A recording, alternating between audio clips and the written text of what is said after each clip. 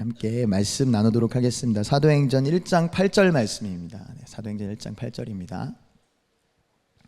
다 같이 합독하도록 하겠습니다. 우리 다 아시는 말씀 외우셨죠? 안 보고 하겠습니다. 자, 오직 성령이 너희에게 임하시면 너희가 권능을 받고 예루살렘과 온 유대와 사마리아와 땅끝까지 이르러 내 증인이 되리라 하시니라. 아멘. 네, 오늘 제 말씀을 준비하면서 제가 양이 너무 많더라고요. 네, 그래서 처음에 이렇게 양을 이렇게 딱 보니까요, 원고가 30장이 나왔어요.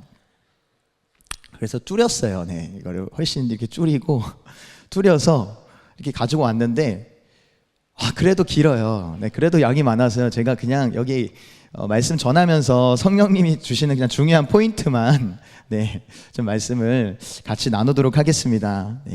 그래도 조금 길어질지라도 너그러운 마음으로 베레아 사람들처럼 이렇게 좀 이해해 주시기를 부탁드립니다.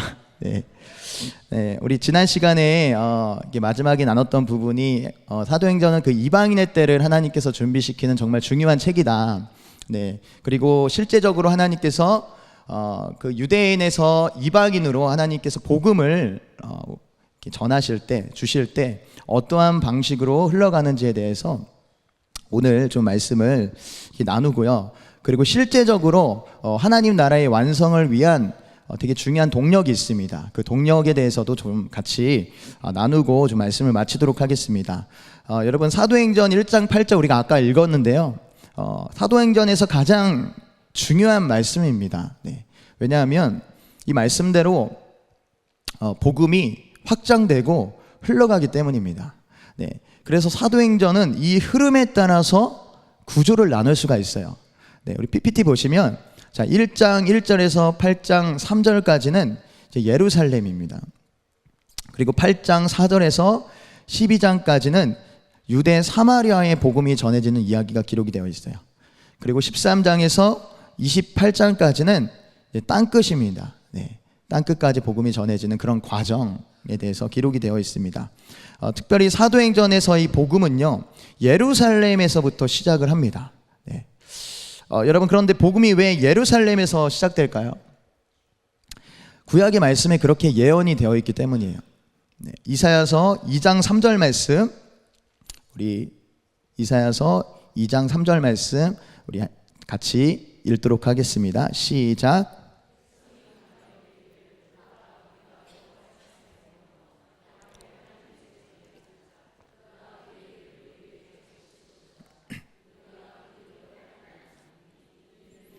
시온에서부터 나올 것이요 여호와의 말씀이 예루살렘에서부터 나올 것임이니라.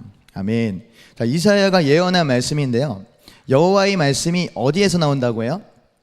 예루살렘에서 나올 것이라고 예언을 하고 있습니다. 그리고 이 말씀이 정확하게 성취가 됩니다. 우리 사도행전 2장 4절 말씀 보겠습니다. 자, 함께 읽겠습니다.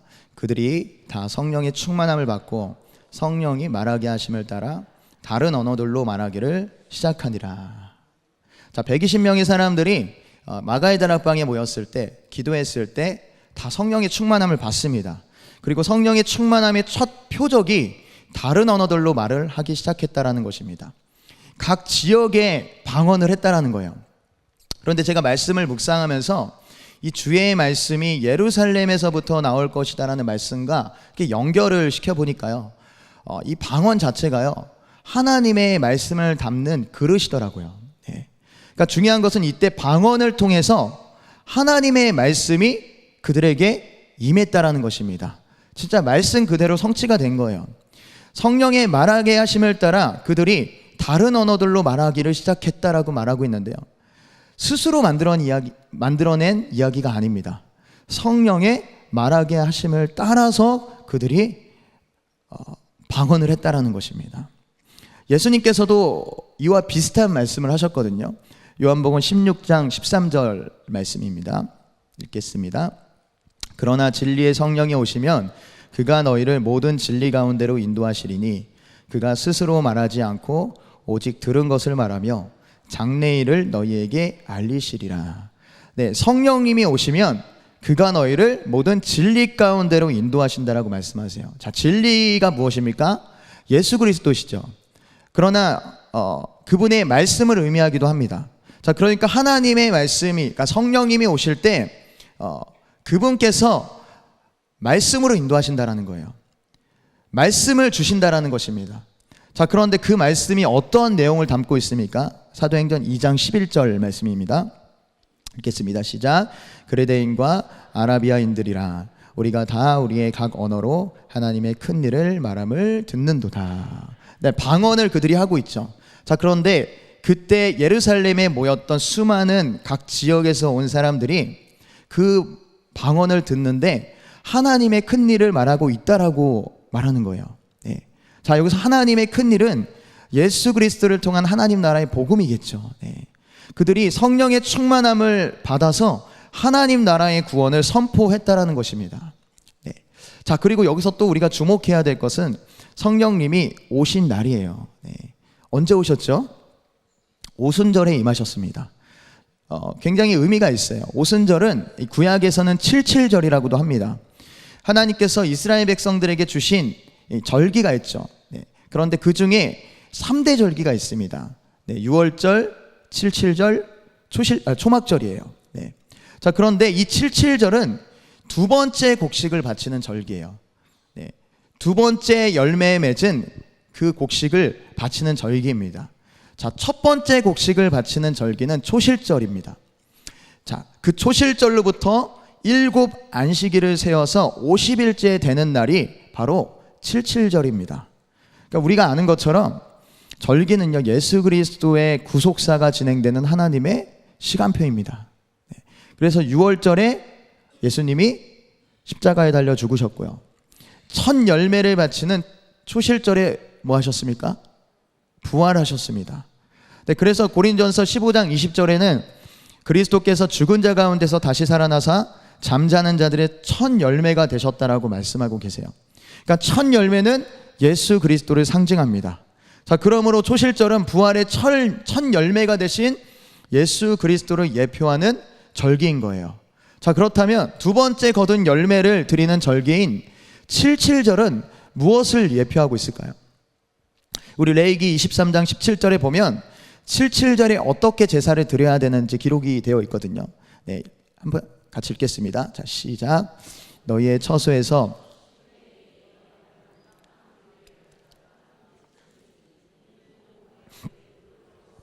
구운 것이요 이는 첫 요제로 여호와께 드리는 것이며. 자, 이 말씀에서 두 번째로 열매를 거둔 곡식에 누룩을 넣고 빵 2개를 만들어서 흔들어 요제로 드리라고 말씀하십니다. 자, 요제가 흔들어서 드리는 제사 방식이잖아요. 자, 그런데 여기서 특이한 것은 누룩을 넣은 빵 2개를 만들어서 드리라는 거예요. 예. 원래 다른 절기인 그 무교절에는요, 누룩이 없는 빵을 만들어야 돼요. 그렇죠?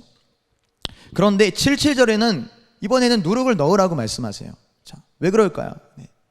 왜냐하면 여기서 이 누룩은요, 여기서 빵 2개는요 유대인과 이방인을 상징합니다. 자, 그리고 이 누룩은요 유대인과 이방인들에게 하나님 나라의 복음이 확장되는 것을 의미하고 있는 거예요. 자, 그래서 여러분 오순절은요 결국 추수의 때인 것입니다. 네. 그러므로 오순절에 성령님이 임하신 것은 모든 민족의 구원을 받을 것이라는 하나님의 예언적인 선포가 담겨 있는 계획인 것입니다.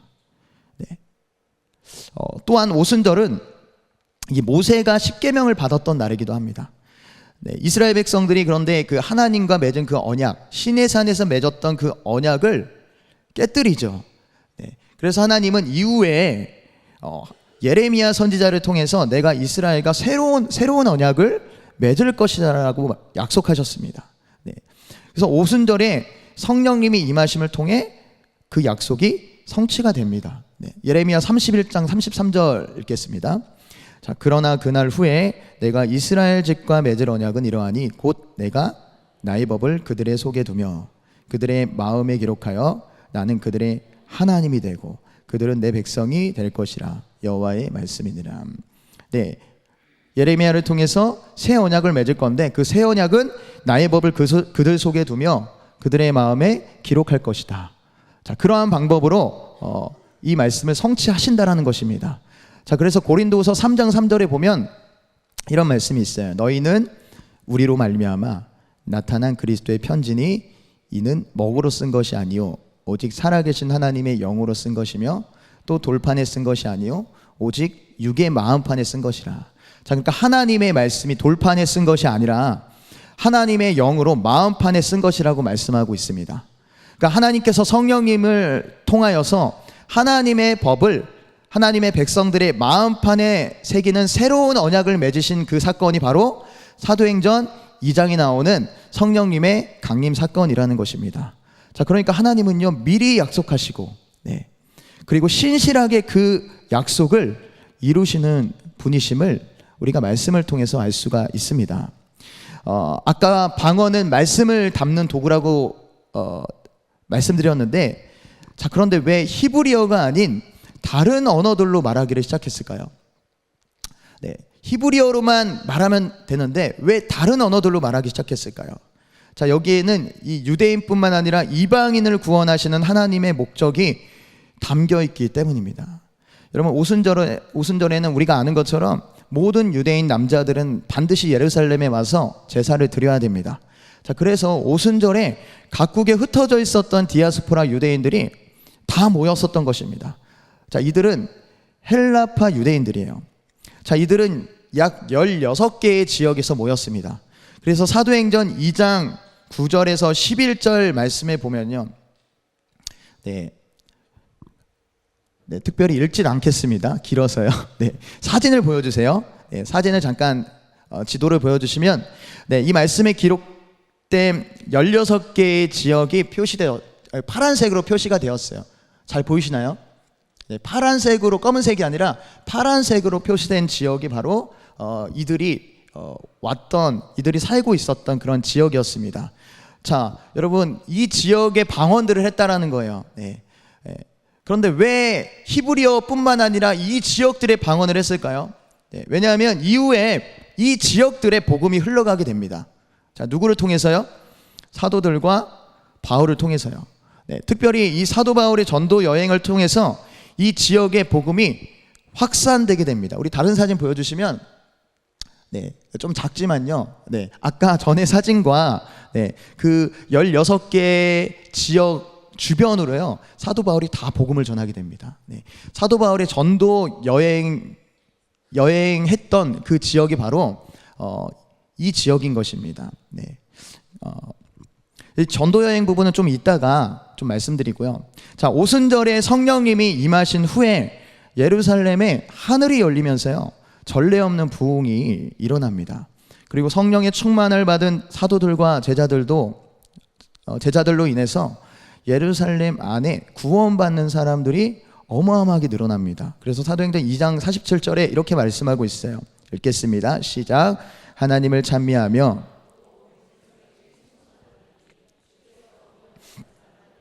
더하게 하시니라. 자, 성령님이 임함을 통해서요 하나님을 찬양하고요, 그리고 온 백성에게 그들이 칭송을 받았다라고 말씀하세요. 그리고 구원받는 사람이 날마다 더하게 하시니라. 자, 그러니까 우리 교회로 치면요, 우리가 막 기도해서 성령님이 임하셨는데 매일매일 새 가족들이 오는 거예요. 새로운 사람들이 오는 거예요. 네, 이 지역에 있는 수많은 사람들이 오는 것입니다. 그러니까 완전히 그때 예루살렘이 뒤집어진 것입니다. 네. 자, 근데 그 와중에요 되게 중요한 사건이 있어요. 이 사도행전 5장에 보면 어떤 사건이 나오죠? 기억하십니까? 네. 사도행전 5장에 아나니아 삽비라 사건이 나오죠. 네. 여러분, 이 사건이 여러 가지 교훈을 우리에게 주거든요. 그런데 이 사도행전의 전체적인 맥락으로 보면 이 사건은 복음의 확산을 가로막는 사탄의 방해로 볼 수가 있습니다. 그러니까 영적 공격이 있었던 거예요. 네. 사도행전 5장 3절을 보면요 이렇게 말씀하고 있어요. 베드로가 이르되 아나니아야 어찌하여 사탄이 내 마음에 가득하여 네가 성령을 속이고 땅값 얼마를 감추었느냐. 네. 사탄이 네 마음에 가득하다라고 말하고 있어요. 그러니까 아나니아에게만 지금 책망하는 게 아니라요, 아나니아 안에 있는 그 상태를 지금 베드로가 보고 있는 거예요. 사탄으로 가득 채워져 있는 거예요. 그러니까 사탄이 이 상황 가운데 지금 그 교회의 확산을 가로막고 있는 것입니다. 자, 이 사건 전에 사람들이 성령의 충만함을 받고요, 사도들의 발 앞에 자신들의 소유를 다 팔아서 가져옵니다. 자, 그리고 그 중심에는 바나바라는 사람이 있어요. 네, 바나바는 헬라파 유대인입니다. 자, 그런데 이 바나바는 어떤 바나바예요? 사도 바울과 함께 전도 여행 갔던 그 바나바입니다. 자, 그런데 히브리파 유대인이었던 이 아나니아와 삽비라가 이 바나바가 이렇게 바치는 모습을 보고 좋은 거예요. 네. 뭐 대단해 보이고, 막 아나니아가 그 바나바가 자신의 재산을 팔아서 그 제자들의 발 앞에 다 갖다 놨을 때 얼마나 사람들이 박수를 쳐줬겠어요, 그렇죠? 자, 근데 이 아나니아 삽비라가 그 모습을 보고 자신들도 너무 박수가 받고 싶은 거예요. 사람들에게 인정을 받고 싶은 거예요. 그래서 자신들도 소유를 팔아서 사도들의 발 앞에 두었는데, 문제는요, 그들 마음 가운데 사실 실제적으로 자신의 재산을 팔아서 하나님께 헌신하고 싶은 마음이 없었던 것입니다. 사탄으로 가득 채워졌다는 거예요, 그 마음에. 자, 이에 대해서 이 베드로가요, 아나니아에게 사탄이 네 마음에 가득하다라고 말했을 때 결국 그 아나니아가 죽게 되죠. 네, 이 사건을 통해서 알 수 있는 것은 사탄은 아나니아를 통해서 하나님의 교회의 거룩을 훼손하려고 했다라는 것입니다. 네, 제가 예전에는 이 말씀을 읽으면서 이렇게까지 해야 되나? 네, 그냥 책망하고 기회를 주고 다시 회개해라, 그렇게 말하고 다시 교회로 들어오게 하면 되는데 왜 이렇게까지 하셨을까라는 생각을 했거든요. 자, 그런데 말씀을 보면 볼수록 이때가 너무나 중요한 거예요. 그 하나님의 계획 안에서 지금 이 상황이 너무나 중요한 상황인 것입니다. 성령님의 강력한 방문이 있었고요, 그 구약에서부터 예언된 그 말씀이 지금 성취되는 그 순간입니다. 그리고 하나님의 교회가 지금 세워지는 아주 중요한 순간이에요.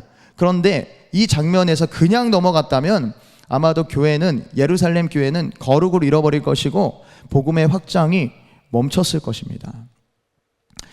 이 아나니아와 삽비라가 죽은 이 사건 이후에 이 예루살렘 교회에 또 엄청난 일이 일어납니다. 우리 사도행전 5장 11절에서 14절입니다.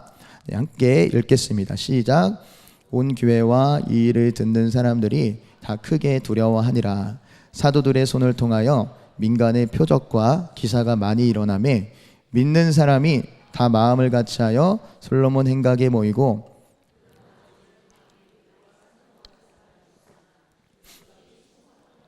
믿고 주께 나와오는 자가 더 많으니 남녀의 큰 무리더라. 자, 사탄의 공격으로 사실 교회의 거룩이 훼손되어서 복음의 확장이 멈출 수 있는 그런 상황이었는데 그 상황을 잘 이겨낸 거예요. 잘 이겨냈을 때 어떠한 일이 벌어집니까?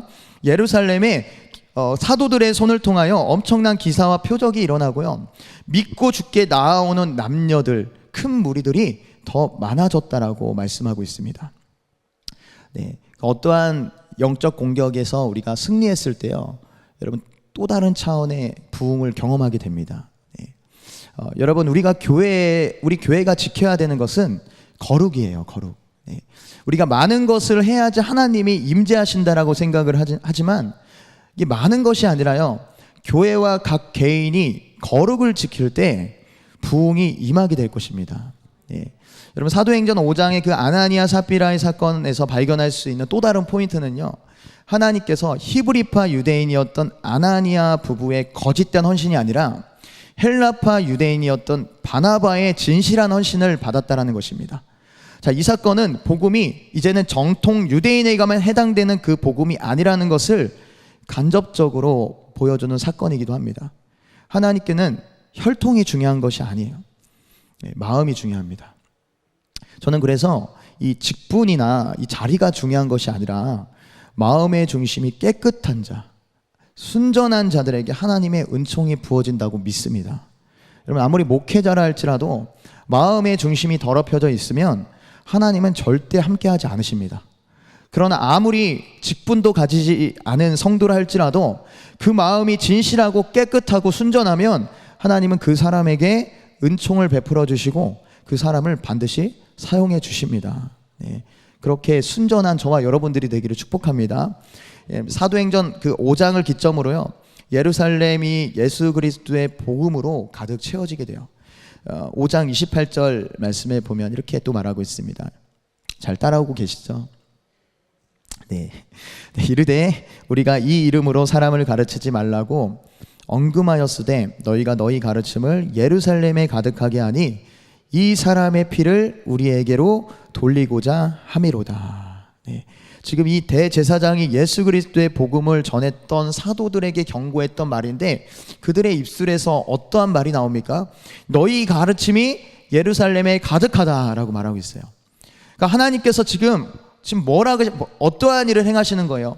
예루살렘에서부터 하나님의 말씀이 출발하고 복음이 출발하는데, 그 예루살렘에 하나님께서 계속해서 그 말씀을 채우고 계십니다. 네. 여러분, 복음은 예루살렘을 넘어서 유대와 사마리아 땅끝까지 가야 돼요. 네. 그런데 가기 위해서는요, 먼저 예루살렘에서 가득 채워져야 됩니다. 네. 가득 채워질 때 흘러가게 되어 있어요. 네. 이것이 바로 성경에서 말하는 충만입니다. 예. 성령 충만을 받았던 한 개인에서 멈춘 것이 아니라 그 충만함이 예루살렘 전체를 덮었어요. 주님은 우리가 충만하기를 원하십니다. 네. 여러분, 우리의 삶을 주님으로 채울 때 비로소 우리 주변에 복음이 흘러가게 돼요. 제가 지난주에 우리 그 3교구 기도회를 진행하는 가운데 이 기도회를 준비를 하고 있었거든요. 근데 갑자기 하나님의 임재가 임했어요. 네.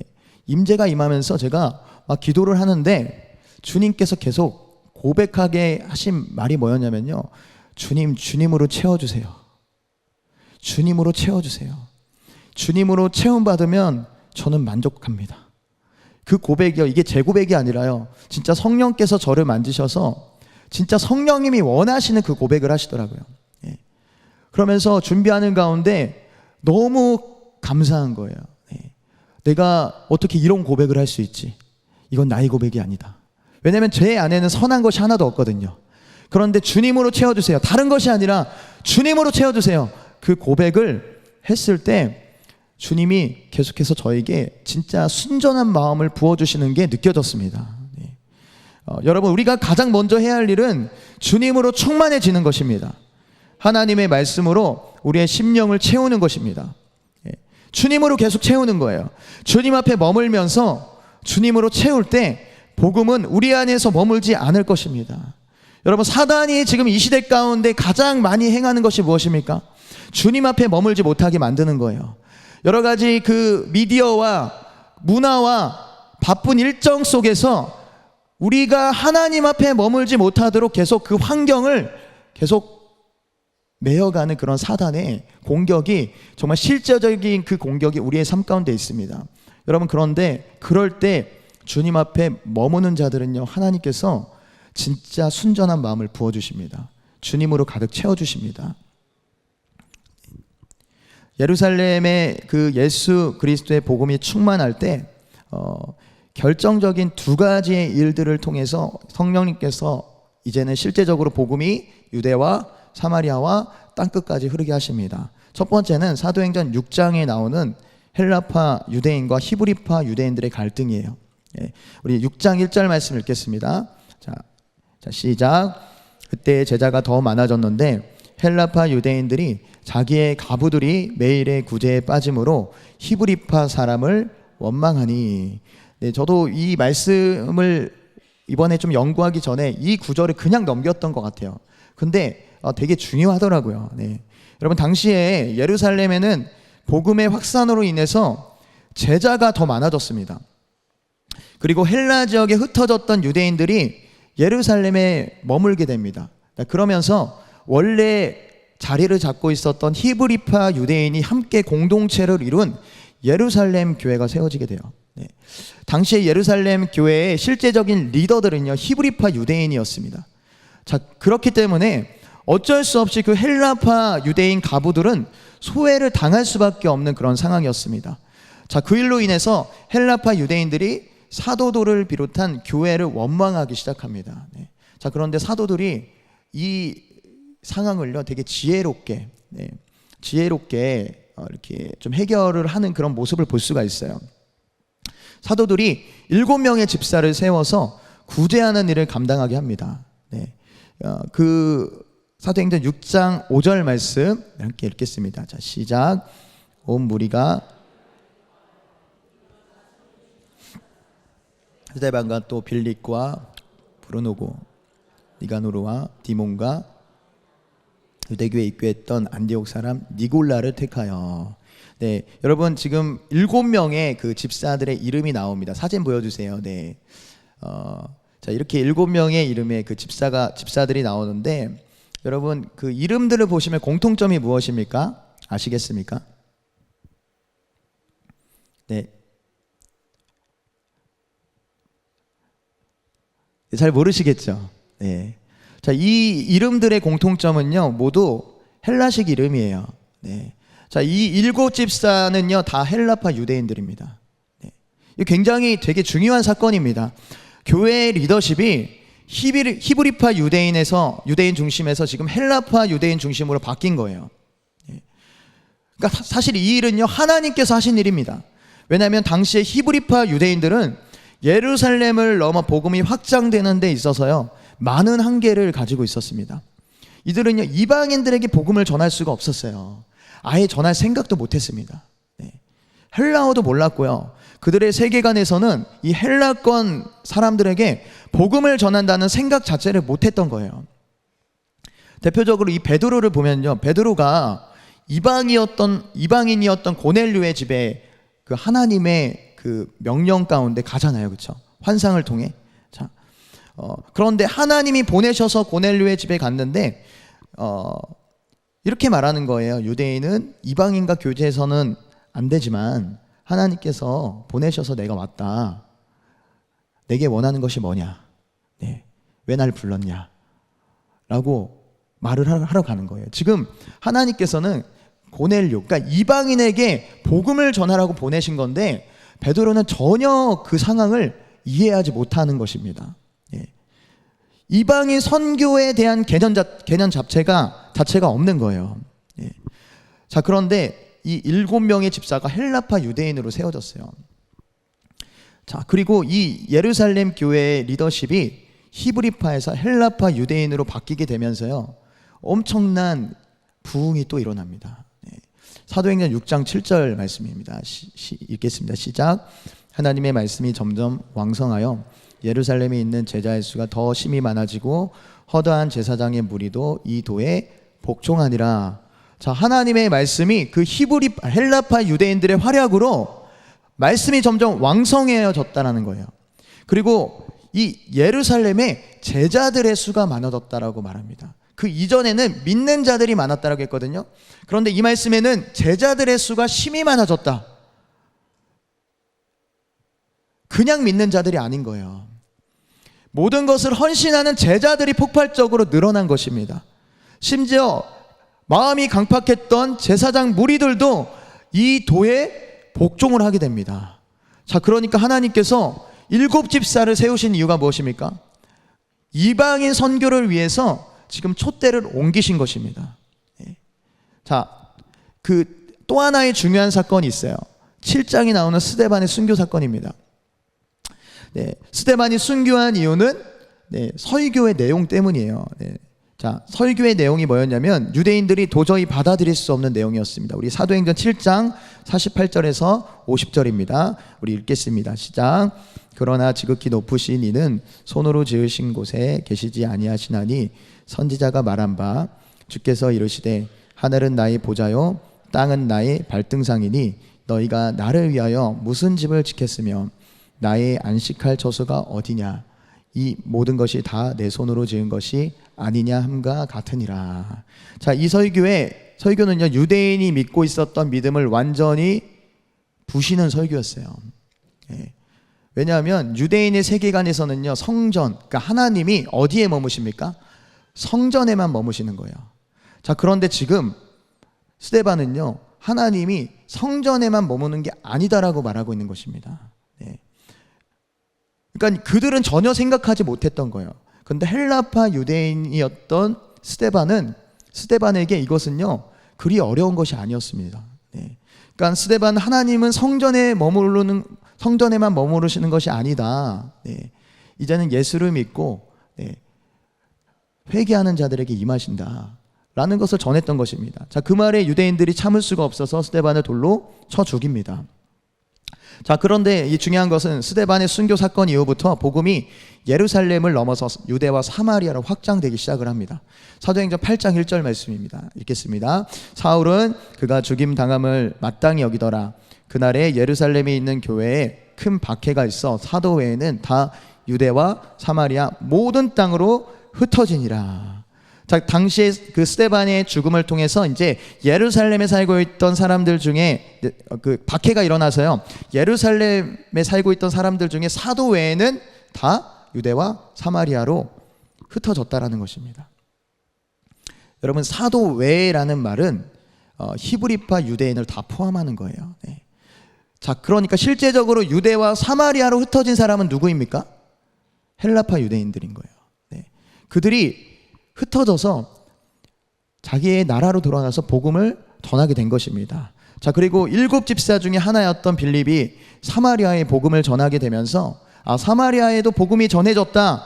그 소식을 들은 베드로와 요한이 사마리아로 내려가서 올라가서죠. 사마리아로 올라가서 성령이 임하게 합니다. 그들의 또 그 사역을 통해서 성령님이 이제 사마리아에 임하게 됩니다. 자, 그렇게 이제 유대와 사마리아에 이 복음이 확장이 되기 시작합니다. 자, 그리고 사도행전 9장에 보면요, 하나님께서 이방인 선교를 위해서 계획하신 그 사도 바울의 회심 장면이 기록이 되어 있습니다. 자, 그리고 11장에서는 이방인 최초의 교회인 안디옥 교회가 이제 세워지게 됩니다. 11장 19절 20절 말씀 보겠습니다. 읽겠습니다. 시작. 그때 스데반의 일로 일어난 환란으로 말미암아 흩어진 자들이 베니게와 구브로와 안디옥까지 이르러 유대인에게만 말씀을 전하는데 그 중에 구브로와 구레네 몇 사람이 안디옥에 이르러 헬라인에게도 말하여 주 예수를 전파하니라고 말씀하세요. 자, 여러분, 안디옥 교회 사도들이 세운 교회가 안디옥 교회는 사도들이 세운 교회가 아니라요, 스데반의 일로 일어난 환란으로 흩어진 사람들 중에 구브로와 구레네, 아프리카 지역이죠. 몇 사람이 안디옥에 살고 있는 헬라인에게 복음을 전함을 통해서 세워진 교회가 바로 안디옥 교회입니다. 자, 그러니까 스데반의 순교를 통해 이방인 교회가 세워지고 이 교회를 통해서 본격적인 땅끝 선교가 시작이 됩니다. 그리고 이 바나바와 바울이 안디옥 교회의 지도자가 돼요. 그래서 이제 사도행전 13장부터 이 바울과 바나바의 본격적인 이 전도 여행이 시작이 됩니다. 우리 사도행전 13장 1절에서 3절입니다. 네, 지금 사도행전 13장까지 왔어요. 네. 이 짧은 시간이에요. 네. 다 이해하고 계시죠? 네. 1절부터 3절까지 말씀 읽겠습니다. 안디옥 교회에 선지자들과 교사들이 있으니 곧 바나바라, 니게르라 하는 시므온과 구레네 사람 루기오와 분봉왕 헤롯의 젖동생 마나인과 및 사울이라. 주를 섬겨 금식할 때에 성령이 이르시되 불러시키시는 일을 위하여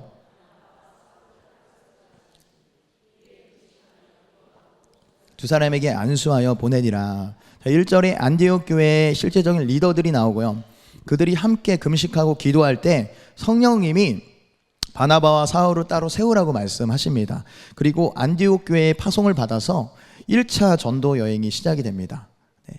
자, 그러니까 이 전도 여행은 사람으로부터 시작된 것이 아닙니다. 네. 하나님으로부터 시작된 거예요. 네. 성령님의 인도하신 가운데 시작이 됩니다. 그리고 이 일을 통해서 복음이 유대인을 넘어서 이방인으로 확장하게 하시는 하나님의 계획이라는 사실을 우리가 알 수가 있습니다.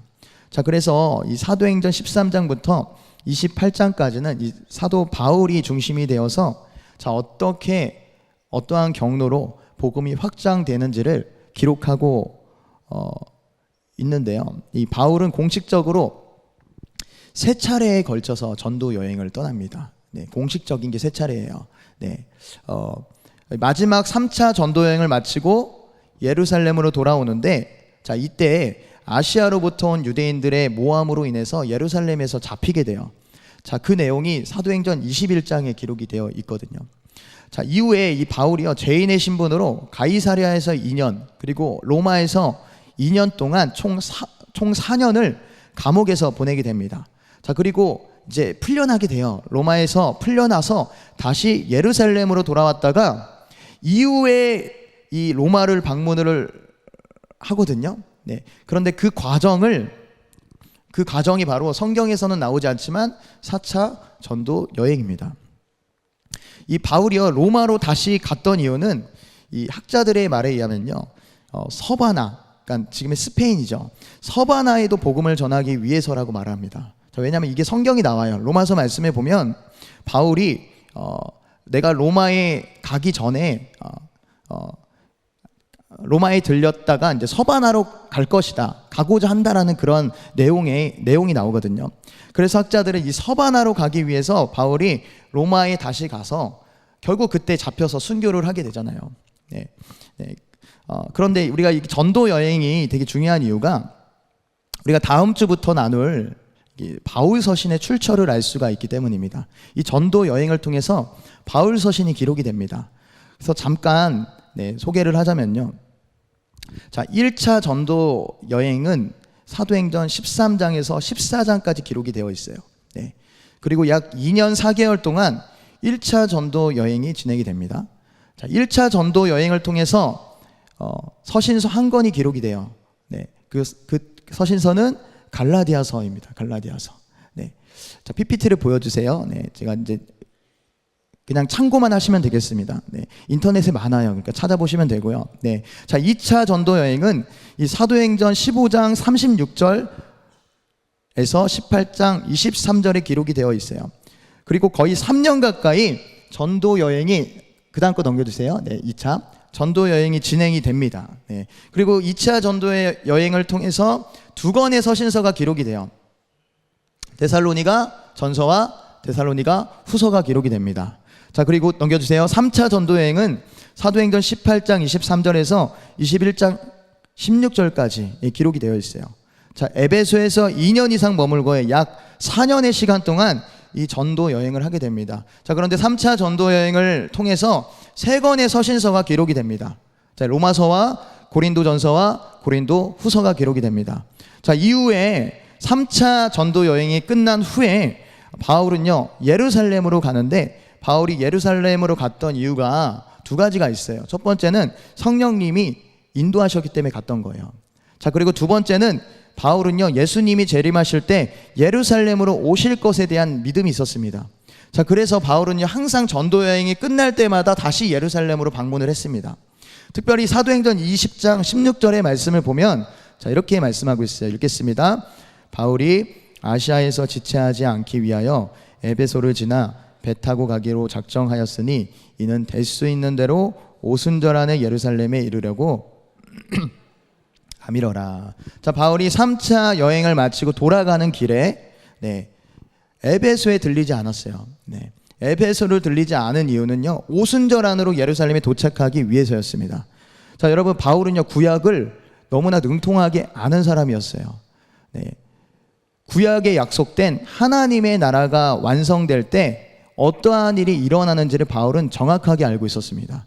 자, 이사야 60장 4절에서 5절 말씀을 보면 이 마지막 날에 어떠한 일이 일어나는지 기록이 되어 있는데요. 자, 보겠습니다. 4절에서 5절입니다. 시작.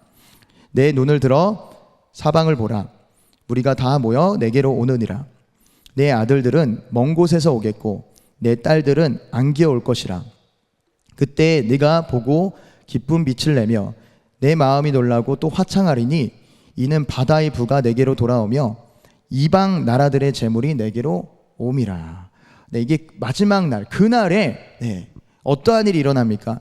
이방인들이 재물을 가지고 예루살렘으로 오게 된다는 것입니다. 그러니까 바울이 생각했을 때 이방인들이 재물을 가지고 예루살렘으로 오게 될 때 예수님이 재림하실 거라는 사실을 믿기 때문에 전도 여행이 끝나면 자신이 맺었던 그 이방의 열매들을 가지고 예루살렘으로 계속 방문을 하는 거예요. 특별히 3차 전도 여행이 끝난 후에는 진짜 예수님이 재림하시는 거 아닌가라는 생각도 했던 것 같아요. 자, 그러니까 오순절 안에 예루살렘으로 들어가려고 했던 것입니다. 유대인에게 오순절은 마지막 날이에요. 그래서 우리가 그 찬양 있잖아요. 마지막 날에, 마지막 날에. 네, 그 찬양 있죠. 네.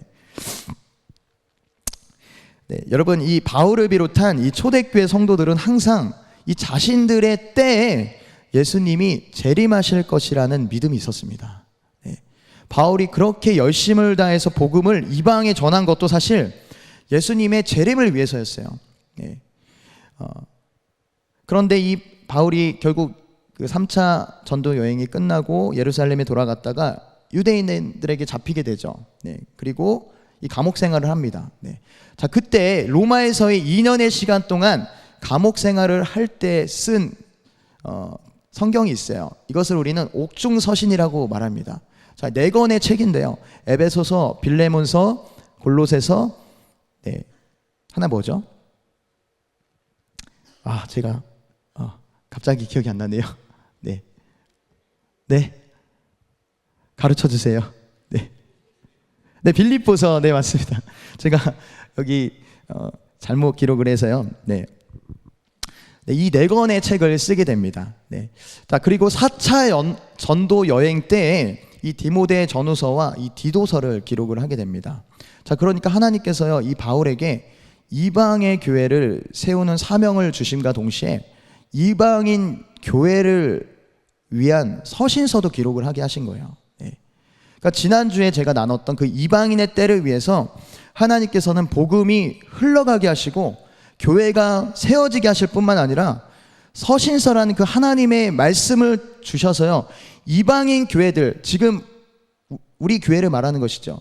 앞으로 일어날 수많은 이방인 교회들에게 하나님의 그 때를, 하나님의 나라를 준비할 수 있는 그 기틀을 마련하게 하셨다라는 것입니다. 여러분, 하나님의 계획이 너무 놀랍지 않습니까? 저는 말씀을 준비하면서 와, 진짜 하나님은 너무나 신실하시다, 진짜 말씀대로 이루시고 성취하시는 분이구나라는 것을 제가 한 번 더 깨닫게 되었습니다. 네, 우리 시간이 많이 갔는데 좀 마지막으로 좀 한 가지만 좀 나누고 마치도록 하겠습니다. 여러분, 이게 되게 중요합니다. 이게 제일 중요해요. 네, 여러분, 예수님께서 이 땅에 다시 오시고 하나님 나라가 완성되기 위해서는 크게 3가지의 조건이 필요합니다. 네, 혹시 뭔지 아세요? 3가지의 조건이 있어야 되는데, 첫 번째는 뭘까요? 네, 첫 번째는 네, 복음이 땅끝까지 전해지는 거예요. 네, 복음이 이방인에게 전해지는 거예요. 자, 두 번째는요, 유대인들이 돌아오는 거예요. 복음이 유대인들에게 전해져서 유대인들이 돌아오는 것입니다. 세 번째는 무엇일까요? 네, 세 번째는요, 이 일들을 이루기 위한 동력이 필요한데요, 바로 이 다윗의 장막의 회복입니다. 네, 이것이 제 말이 아니라요, 사도행전에 기록이 되어 있어요. 네, 아까는 제가 다루지 않았지만 이 사도행전 15장에 아주 중요한 사건이 나옵니다. 바울이 1차 전도 여행을 마치고 돌아왔을 때 어떤 사람들이 유대로부터 이 안디옥 교회로 내려와서요, 예수를 믿는 것만으로 부족하다, 할례를 받아야지 구원을 받을 수 있다고 주장하면서 이 교회를 혼란스럽게 했습니다. 자, 이때 이 문제로 인해서 예루살렘에서 공회가 열립니다. 자, 이때가 AD 50년이거든요. 그런데 그 공회 가운데 어떤 유대인들은 아니다, 반드시 할례를 받아야 구원을 받을 수 있다라고 주장을 하는 거예요. 자, 그런데 이 베드로와 바울을 비롯한 사도들은 이방인들에게 할례를 받으라고 할 필요가 없다. 왜냐하면 예수께서 죽으심과 부활을 믿고 성령을 받았기 때문에 우상과 더러운 것을 멀리하라는 권면만 잘 지키면 된다. 네. 그러한 주장이 이제 대립하고 있을 때 예루살렘 교회의 실제적인 수장이었던 야고보, 야고보가 예루살렘 교회의 수장이었습니다. 자, 그런데 이 야고보에게 하나님의 말씀이 그때 임합니다. 하나님의 계시가 임해요. 자, 그 말씀이 아모스서에 예언된 말씀이에요. 자, 우리 사도행전 15장 15절에서 18절 말씀 읽겠습니다. 자, 시작. 선지자들의 말씀이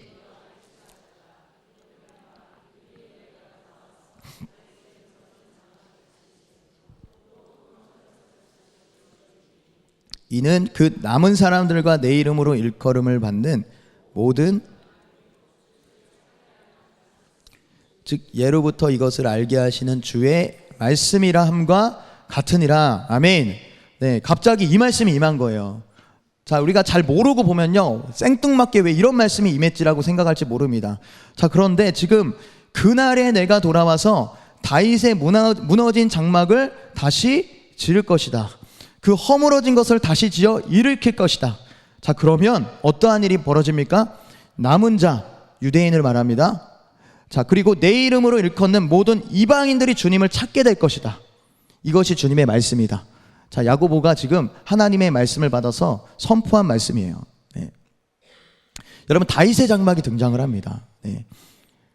여러분, 다윗의 장막에 이 두 가지의 의미가 있어요. 첫 번째 의미는 이 다윗의 장막은 예수 그리스도의 십자가로 인해 휘장이 찢어지고 하나님과의 관계가 회복되었음을 의미합니다. 즉 다윗의 장막 자체가 예수 그리스도를 상징하는 거예요. 예. 자, 두 번째 의미는 예수님의 십자가의 죽으심과 부활을 통해 그 다윗이 과거에 드렸던 그 다윗의 장막의 예배가 실제적으로 회복될 것을 의미하고 있습니다. 여러분, 이 다윗의 장막은요, 사무엘하 6장과 역대상 16장에 기록이 되어 있어요. 네. 다윗이 왕이 되었을 때 처음 했던 일이 뭐예요? 기럇 여아림에 있었던 그 하나님의 궤를 이 다윗성으로 옮겨오는 일이었습니다. 네. 다윗이 법궤를 옮기는 일을 두 번을 시도하거든요. 네. 첫 번째는 궤를 이렇게 옮길 때 새 수레에 싣고 오다가요, 그 소가 이 기돈의 타작마당에서 막 띠므로 인해서 이 제사장 아비나답의 아들인 우사가 궤를 맨손으로 만집니다. 네. 그리고 그 자리에서 즉사하게 됩니다. 자, 이 일을 다윗이 봤어요. 다윗이 이 일을 보고요, 법궤 가져오는 것을 두려워합니다. 네. 그리고 법궤는 어디로 갔을까요? 이방인이었던 오벳 에돔의 집에서 3개월 동안 머물게 됩니다. 자, 역대상 13절 14절입니다. 13장 14절 말씀입니다. 우리 함께 읽겠습니다. 시작. 하나님의 궤가 오벳 에돔의 집에서 그의 가족과 함께 석 달을 있으니라. 여호와께서 오벳 에돔의 집과 그의 모든 소유에 복을 내리셨. 여러분 보세요. 오벳 에돔은 이스라엘 사람이 아니에요. 가드 사람입니다. 이방인이에요. 그런데 하나님의 임재를 상징하는 법궤가 이방인의 집에 들어간 것입니다. 근데 이방인의 집에 들어갔을 뿐만 아니라 하나님의 복이, 어마어마한 복이 지금 그 오벳 에돔의 집에 임한 것입니다. 네. 여러분, 이게 당시요 구약의 세계관으로는요 도저히 있을 수 없는 일이었어요. 그런데 하나님께서 이 사건을 통해서 무엇을 우리에게 가르쳐 주시는 거예요? 이방인에게 구원의 복이 임할 것을 계시하는 말씀인 거예요. 당시 그 다윗이 오벳에돔의 집에 복이 임했다는 소식을 듣고요, 다시 법궤를 가져올 준비를 합니다. 근데 여러분, 로마서 말씀에 보면요, 유대인들이 이방인을 시기함으로 하나님께 돌아온다라는 말씀이 있어요. 네. 그러니까 유대인들이 돌아올 때 뭐 때문에 하나님께로 돌아오냐? 이방인에게 임한 그 하나님의 영광, 그 예배로 인해서 시기함을 통해서, 네, 하나님의 복이 막 부어지잖아요. 그러니까 시기함을 통해서 유대인이 돌아오거든요. 그런데 유대인이었던 다윗이 이방인이었던 오벳에돔에게 부어진 그 하나님의 복을 보고 시기함으로 법궤를 가져오게 됩니다. 그러니까 이 말씀에 앞으로 일어날 그 하나님의 일들이 지금 기록이 되어 있는 것입니다. 자, 첫 번째는 실패했어요. 네. 네. 자, 두 번째 시도에서, 첫 번째 실패했던 이유가 원래 법궤는 민수기 말씀에 의하면 고앗 자손이 어깨에 메고 옮겨야 됩니다. 그런데 다윗이 그 이방 문화를 따라 새수레, 당시에, 네, 새수레에 싣고 옮겼기 때문에 실패한 것입니다.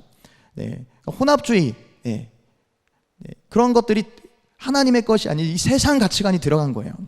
네, 그래서 실패했습니다. 자, 그런데 이 두 번째 시도에는 이 레위인이 궤를 어깨에 메고 6걸음씩 갈 때마다 제사를 철저하게 드리면서 율법을 지킵니다. 자, 그리고 법궤를 무사히 다윗성으로 옮겨오게 됩니다. 자, 그리고 법궤를 안치하는데, 여러분 당시에 법궤를 어디에 안치해야 됩니까? 원래대로라면 당시에 제사를 드리고 있던 실제적인 장소가 어디입니까? 네, 기브온이에요. 기브온에서 그런 제사가 드려지고 있었습니다. 자, 그런데 다윗은 기브온에 그 법궤를 놓은 것이 아니라 자신이 텐트를 만들어요. 텐트를 만들어서 그 안에 법궤를 놓습니다. 휘장이 없는 장막을 설치한 거예요. 자, 역대상 16장 1절 말씀 읽겠습니다. 자, 시작. 하나님의 궤를 메고 들어가서 다윗이 그것을 위하여 친 장막 가운데 두고 번제와 화목제를 하나님께 드리니라. 자, 그 다음 그 궤를 설치한 다음에 이 다윗이요, 구약 시대에는 존재하지 않았던 예배를 하나님께 올려드려요. 네. 네. 그 예배는요, 하늘의 차원의 예배예요. 네. 역대상 16장 4절과 37절 말씀입니다. 읽겠습니다. 자, 시작. 레이 사람을 세워 여호와의 궤 앞에서 섬기며 이스라엘 하나님 여호와를 칭송하고 감사하며 찬양하게 하였으니 다윗이 아삽과 여호와의 언약궤 앞에 있게 하며 항상 그 궤 앞에서 섬기게 하되 날마다 그 일대로 하게 하였고. 아멘. 지금 레이 사람을 다윗이 세워서요, 그 궤 앞에서 섬기게 하는 것입니다. 특별히 아삽과 그 형제들을 세웠다고 해요. 아삽은 뭐 하는 자입니까? 찬양하는 자예요. 네. 자, 그 장막 앞에서 뭐 한 거예요? 찬양했던 것입니다. 근데 그냥 이렇게 어느 일정한 시간만 한 것이 아니라 항상 했다라고 말씀하고 있어요. 네. 다윗은 자신의 성에 장막을 치고 무려 288명의 예배자를 세워서요, 24시간 끊어지지 않는 찬양과 경배를 드리게 됩니다. 여러분, 이러한 예배는요, 당시에 존재하지 않는 예배였어요. 신약 시대에 보면요, 요한이 보았던 예배 혹시 아십니까? 요한계시록의 4장에 기록되어 있는 그 하늘의 예배, 예. 끊임없이 밤낮 쉬지 않고 그 하나님 앞에 드려지는 거룩하다 거룩하다 만군의 여호와여, 그 경배가요, 그 경배를요, 다윗이 구약 사람인데도 불구하고 그 시대 가운데 보았다라는 것입니다. 그러니까 하나님이 이 일을 너무나 기뻐하셨던 거예요. 자, 여러분, 다윗의 장막에는요, 휘장이 없었어요. 네. 그리고 오직 하나님의 임재의 상징인 법궤밖에 없었습니다. 그리고 하나님을 마음을 다하여 전심으로 예배하는 다윗과 예배자들이 있습니다. 하나님께서 이러한 예배를 기뻐하셨다라는 것입니다. 그래서 아모스 선지자를 통해서 내가 모세의 장막을 그리워한다가 아니에요. 내가 솔로몬의 성전을 그리워한다, 그렇게 말씀하지 않으셨습니다. 내가 다윗의 장막을 그리워하고 있다. 네. 내가 다윗의 장막을 기뻐한다. 그래서 그날이 오면 무너진 다윗의 장막을 다시 일으켜 세울 것이다 라고 말씀하신 것입니다. 여러분, 실제적으로 이 다윗의 장막이 이 다윗 시대에 하나님의 임재와 통치가 임하게 한 실제적인 동력이었습니다. 네. 그리고 다윗의 장막은 솔로몬이 성전을 지을 때까지 약 40년 동안 휘장이 없는 상태에서 24시간 끊임없는 예배와 찬양을 드렸습니다. 네. 하나님 이때가 그리우셨던 거예요.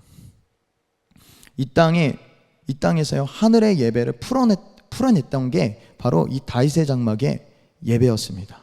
네. 그래서 이 아모스 선지자를 통해서 다윗의 장막을 다시 내가 세울 거다 말씀하셨고, 이 야고보 선지자를 통해서 또 선포하게 하신 거예요. 자, 그리고 예수님이 십자가에서 죽으시고 부활하심을 통해 이 예언의 1차적인 성취가 이루어졌습니다. 네. 휘장이 없는 그 어느 누구나 하나님 앞에 예배할 수 있는 길이 열리게 된 것입니다. 그래서 예수님께서 사마리아 여인 만나셨을 때 예배하는 자가 영과 진리로 예배할 때가 올 것이다 라고 말했거든요. 이때를 예수님께서 미리 말씀하신 것입니다. 자, 그러나 이 야고보 사도가 선포했을 때, 이 말씀을 계시를 받아서 그 초대교회 당시에 선포했을 때는 이 말씀이 완벽하게 성취된 것은 아니었어요. 왜냐하면 유대인의 남은 자와 이방인의 충만한 수가 채워지지 않았기 때문입니다. 네. 다윗의 장막의 예배가 회복되고 그 예배가 이 땅에 풀어질 때 남은 자, 유대인들이 돌아오고, 네, 이방인들이 돌아오는 일이 완성되는 것이 바로 하나님의 계획이거든요. 근데 아직 그 일이 이루어지지 않았어요. 네. 여러분, 이 다윗 시대에 특별히 그 하나님의 법궤를 통해 복을 받았던 오벳 에돔은요, 이방인들에 대한 예언을 담고 있는 인물입니다. 이스라엘이 복을 받기 전에 먼저 오벳 에돔의 집이 복을 받았어요. 예. 그리고 다윗이 다윗의 장막을 세웠을 때 오벳 에돔이 레위인들과 함께 찬양하는 자로 세워집니다. 예. 역대상 16장 4절에서 5절 말씀 읽겠습니다. 시작. 또 레위 사람을 세워 여호와의 궤 앞에서 섬기며 이스라엘 하나님 여호와를 칭송하고 감사하며 찬양하게 하였으니 아삽은 우두머리요 그 다음은 스가랴와 여이엘과 스미라못과 여이엘과 마띠디아와 엘리압과 분하야와 오벳 에돔가 라고 말씀하고 있어요. 아삽과 함께 찬양하는 자로 세웠다는 거예요. 오벳 에돔을. 그리고 오벳 에돔의 가문에 있던 68명의 사람들을요 문지기로 세웁니다. 역대상 16장 38절입니다. 오벳에돔과 그의 형제 68명과 여두둔의 아들 오벳에돔과 호사를 문지기로 삼았고, 네. 오벳에돔의 그 형제들 문지기로 삼았다라는 거예요. 문지기가 무엇입니까? 문을 지키는 자들이에요. 다른 말로 이걸 영적으로 좀 표현을 하자면 하늘의 문을 여는 자들인 것입니다. 네. 여러분, 이 말씀이 신약 시대 이후에 성취가 돼요. 이 초대교회 그 시대 역사적으로 이 말씀이 그대로 성취가 됩니다. 왜냐하면 다윗의 장막은 실제적으로 유대인이 다시 일으켜 세우는 것이 아니라 이방인 교회에서 다시 시작됩니다. 하나님께서 이 마지막 때를 완성하시는 중요한 키가 이 다윗의 장막의 예배인데, 이방인 교회들로부터 이 다윗의 장막의 예배가 드려지게 돼요. 그 중에 대표적인 사람 한 명이 있는데요. 네, 잠깐 소개하려고 합니다. 이 사람은요 1700년대에 세계 선교의 선구자였던 진젠도르프 백작이에요. 들어보신 분들도 있을 거예요. 네, 진젠도르프 백작은요 웨슬리에게 영적인 각성을 주었던 모라비안 공동체의 창시자입니다. 네. 역사를 좀 아시는 분들은 이렇게 아실 거예요. 자, 모라비안 공동체는요 이 진젠도르프가 1722년에 이 독일의 헤트너드에 세운 공동체입니다. 공동체를 세웠어요. 네. 그리고 1727년에 여름에 이 진젠도르프가 이 모라비안 공동체의 젊은 자매들의 회심을 위해서 12명의 동역자들과 밤을 새워서 기도하는 가운데 얼마 안 있다 8월쯤 됐을까요? 네, 8월쯤에 성령님의 강력한 방문이 그 공동체에 임합니다. 무려 2주 동안이요. 2주 동안에 그 사도행전 그 1장, 2장에 나타난 오순절의 강력한 성령의 그 임하심이 그들의 공동체를 강타하게 됩니다. 자, 이 일로 인해서요 진젠도르프를 비롯한 형제 24명과 자매 24명이 24시간 끊어지지 않는 중보 기도에 헌신하기 시작합니다. 자, 매일매일 끊어지지 않는 기도, 이 공동체 안에서 드려졌다라는 거예요. 네. 그런데 얼마 동안 드려졌냐면 100년 동안 드려졌습니다. 100년 동안 끊어지지 않았습니다. 네.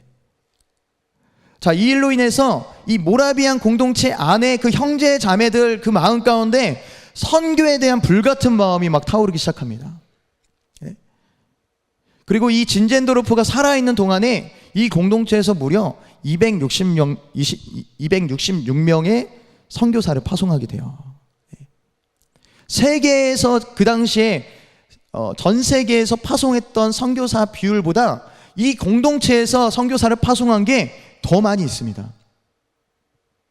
그리고 이 부흥을 통해서 어떤 일이 일어납니까? 웨슬리 대부흥과 같은 수많은 영적 대각성 운동이 일어나게 됩니다. 그러니까 이 진젠도르프 백작의 그 공동체에서 일어났던 이 다윗의 장막의 예배거든요. 이게 네. 끊어지지 않는 24시간 내내 하나님을 휘장이 없이 정말 주님을 사랑하는 마음으로 그 기도와 예배를 올려드렸을 때 성령님이 임하시고 그 성령님의 임하심이 그들로 끝난 것이 아니라 그들에게 선교에 대한 열정을 불어넣는 그러한 하나님의 역사가 일어나게 된 것입니다. 네. 자, 그리고 현대에 와서요 1970년대 한국에서 우리 조용기 목사님, 그렇죠? 네, 이 조용기 목사님을 통해서 오살리 기도원이 세워지죠, 그렇죠? 네, 이 기도원에서 정말 예배가 끊이지 않았습니다. 네, 네, 이 아이압의 그 마이클 비클도 사실 이 조용기 목사님의 그 기도 운동을 통해 그 본을 받아서요, 네, 영감을 얻어서 이 아이압을 세운 것이죠. 네. 뿐만 아니라 수많은 그 다윗의 장막의 예배가 이 한국 땅에 풀어지게 되고요, 이 전 세계적으로 그 예배가 풀어지게 됩니다. 네. 이 예배는 전통적인 예배가 아니에요, 여러분. 이 예배는요, 휘장이 없습니다. 휘장이 없다는 것은 전통과 종교에 매이지 않는다는 것입니다. 오직 믿음으로 예수 그리스도를 왕으로 인정하고 그분을 높여드리는 예배인 거예요. 수많은 단체들이 이러한 예배를 드리기 시작했어요. 전 세계적으로요. 사실 저희 교회도요, 이 다윗의 장막의 예배의 영이 있습니다. 네. 여러분, 금요성령 집회 때 3시간 이상씩 그 예배하는 게 인간의 힘으로는 그렇게 할 수가 없어요. 네. 인간의 힘으로 해보셨습니까? 네. 절대 안 됩니다, 여러분. 네. 다윗의 장막의 영이 우리 교회 가운데 하나님께서 주셨기 때문에 그 예배를 드릴 수가 있는 것입니다.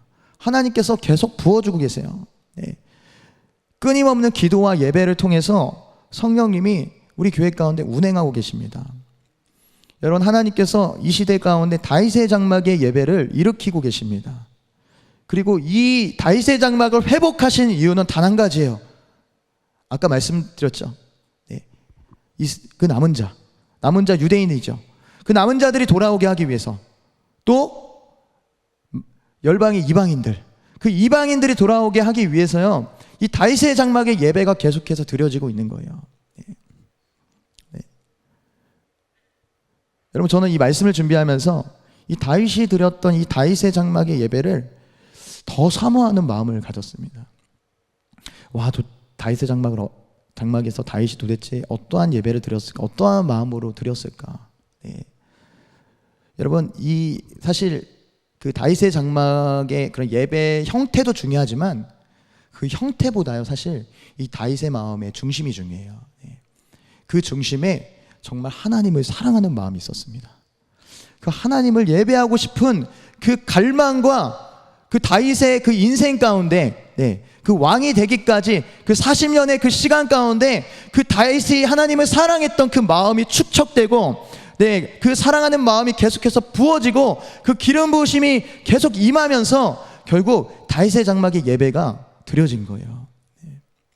여러분, 하나님께서 이 시대에 다윗과 같이 하늘의 예배를 풀어내는 예배자들을 찾으십니다. 저와 여러분들이 그러한 예배자가 되기를 하나님께서 원하십니다.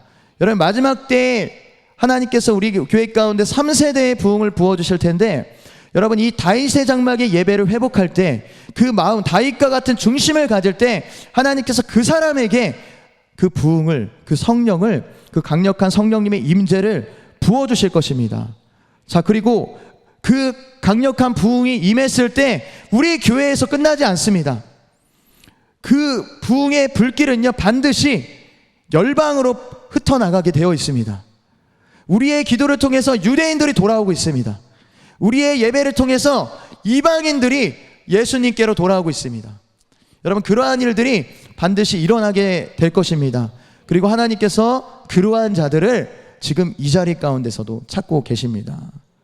여러분, 그 일이 우리 수지선한 목자교회에 지속되기를 예수님의 이름으로 축복합니다. 이러한 그 선교의 역사가 이러한 예배를 통해서 완성될 것을 예수님의 이름으로 선포합니다.